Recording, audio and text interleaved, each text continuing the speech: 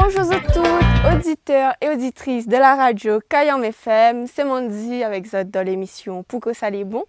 Et aujourd'hui, nous retrouvons au cirque de Salazie, plus précisément à Ileta Vidot. Et m'y trouve à moi derrière un pied de sapoti. Ce sera le thème d'aujourd'hui, nous ça causé de ce fruit-là, le sapoti. Et nous, ça parlait aussi de ses bienfaits, des astuces et aussi comment manger le sapoti de plusieurs façons. Nous retrouvons tout de suite.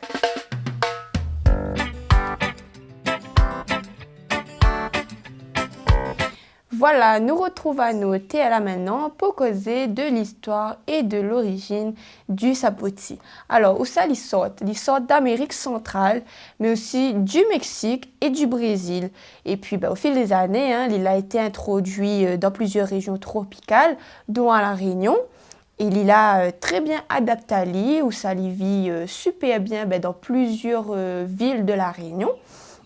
Et autrefois, ce fruit avait aussi une utilisation surprenante. Mais que pas si tu connais, mais son latex servait à fabriquer le chewing-gum, un chewing-gum naturel. Donc c'est une petite anecdote qui montre que ce fruit ne manque pas du tout de ressources.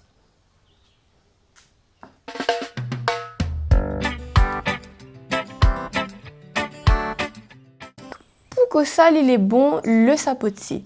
Le sapoti, il n'est pas seulement délicieux, il est aussi excellent pour la santé, notamment pour ses richesses en sucre naturel, donc il donne de l'énergie très rapidement. Ses sources de fibres aussi, donc il facilite à la digestion. Il contient également des vitamines A et C, donc il renforce le système immunitaire, mais notamment aussi riche en antioxydants, donc il aide à lutter contre le vieillissement cellulaire. Donc, en petit résumé, donc le fruit il est aussi gourmand, mais il fait aussi du bien au corps. Donc, n'hésitez pas à manger du sapoti.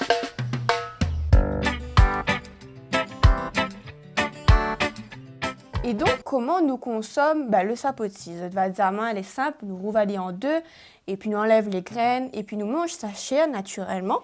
Mais nous pouvons aussi déguster le sapoti en jus de fruits frais, en confiture, en gâteau aussi, et même en smoothie avec du lait et de la banane. Il est vraiment délicieux. Donc là, m'a ramené un sapoti qui est assez mûr, très mûr même, pour mon tazote à l'intérieur. Donc voilà à quoi il ressemble à l'intérieur.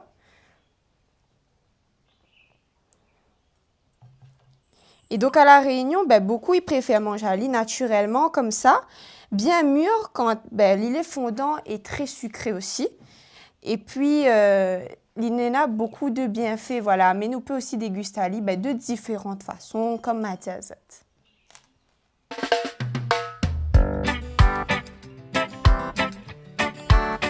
Alors, à ce thème, ça donne quelques petites astuces pour savoir si le sapoti il est prêt à être mangé ou pas. Donc, il faut savoir que, comme à montazote, il faut que le sapoti il est légèrement mou. Pas beaucoup non plus, mais il faut qu'il est légèrement mou au toucher. Donc, il veut dire qu'il est mûr et prêt à être mangé. Aussi, s'il est encore dur, là, ce n'est pas le cas, mais s'il est encore dur, il faut laisser lui mûrir à température ambiante.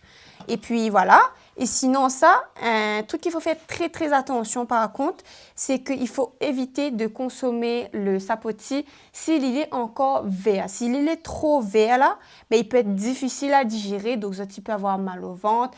Et puis mis en passe, je pense qu'il connaît la suite. Mais voilà, donc il faut éviter de manger à l'île s'il est trop vert.